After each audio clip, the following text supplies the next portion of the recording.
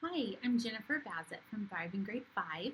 In this video, I want to teach you how to do a judicial branch simulation with your upper elementary students. So just to lay the foundation, there are three branches of government, as we know.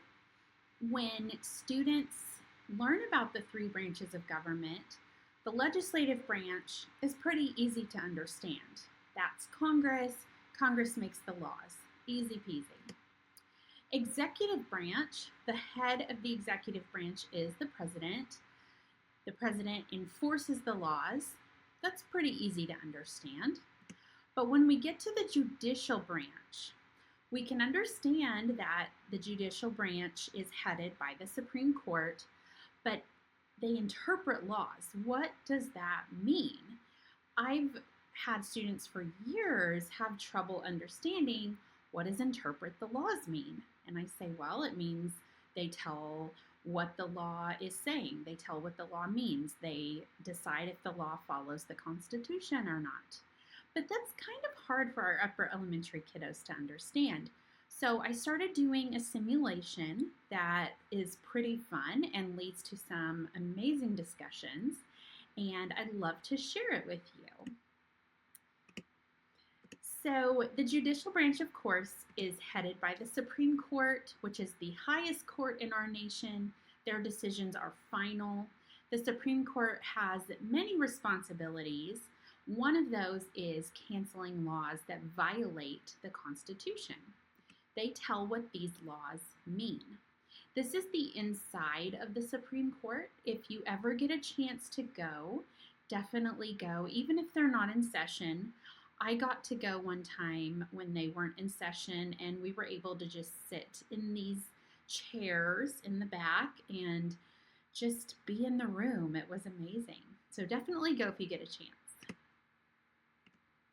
So how can we help students understand what it means to interpret the law? Well, we can use a simulation where we create a scenario and get students actively involved in making decisions. Get those minds working. Here's the scenario that I came up with. In recent weeks, Mayfield City Park has been vandalized multiple times.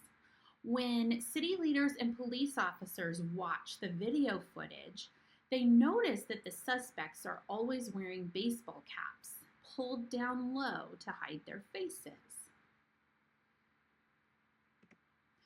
So the Mayfield City Council met to discuss what they were going to do to end the vandalism and help citizens feel safe enough to enjoy the park again. One member, Mrs. Bloom, spoke up and said, "I have an easy solution. We'll make a law banning hats in the city park. The suspects will be easily identified on camera because they won't be wearing hats." Well, the new law was posted at all of the park entrances. No hats allowed in Mayfield City Park.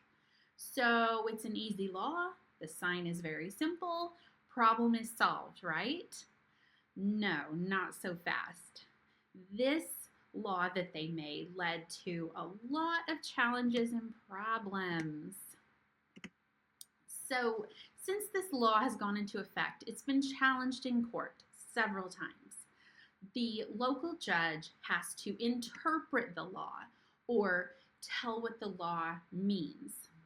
So a judge interprets a law by considering how the law is worded and all of the available definitions and information that concern the particular law. The dictionary defines hat as a shaped covering for the head worn for warmth, as a fashion item, or as part of a uniform. So that's how the dictionary defines hat. Help the judge interpret this law. We're going to carefully consider each of the following arguments, and I always have students explain their decisions. So here is the first one, and I remind them every time what the definition of a hat is, because what lawmakers put into a law is not always their intent for the law or the spirit of the law, if you will. So here's the first case. Kalea's 5th birthday party was held at Mayfield City Park. Her mom bought cone-shaped party hats for all of the kids to wear. Was the law violated? Was this law violated? So the definition of a hat is a shaped covering for the head.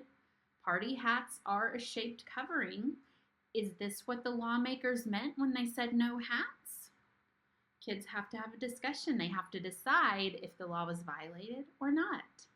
Very interesting discussions.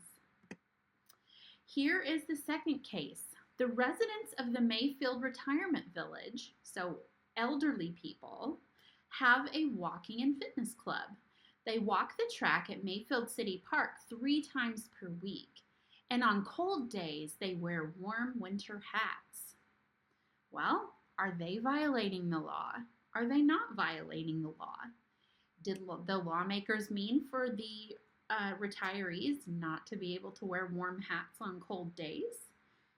That's what the law says, but is that really what it means? We have to interpret this law. Third case. Members of a local religious organization walked through the park to get some fresh air after their meeting. The members wear head coverings for religious reasons. What do you think? Does the law cover religious head coverings? Can they outlaw religious head coverings? Remember our definition, a shaped covering for the head. So a religious head covering technically would be a hat under this definition. Here's the fourth case. The park is close to Mayfield High School's football field. Some players walk through the park on the way home because it's a shortcut to their neighborhoods. Occasionally, players are still wearing their football helmets when they walk through the park. Well, what do you think? Is this violating the law? Is it not violating the law? What's the definition of hat? Is a football helmet a hat? Help the judge interpret this law. And then this is the final case for students. On Halloween night, trick-or-treaters walked in and around the park on the way to various places. There were ninjas, angels, superheroes, dinosaurs everywhere in the park, and most of them were wearing some type of head covering as part of their costumes. So what do you think? Was the law violated? Was it not violated? Is there an exception for Halloween? The lawmakers didn't say that. They just made this law saying no hats allowed. So what is the spirit of this law? How should this law be interpreted? Students can have really great discussions when they are deciding how to interpret this law.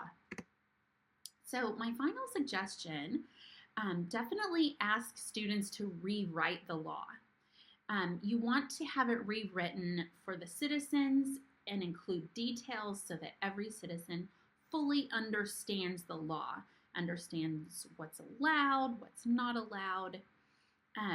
Your students will find that it's not super easy to write a very clear law. There are always questions that come up, and that's why we need judges to interpret the law.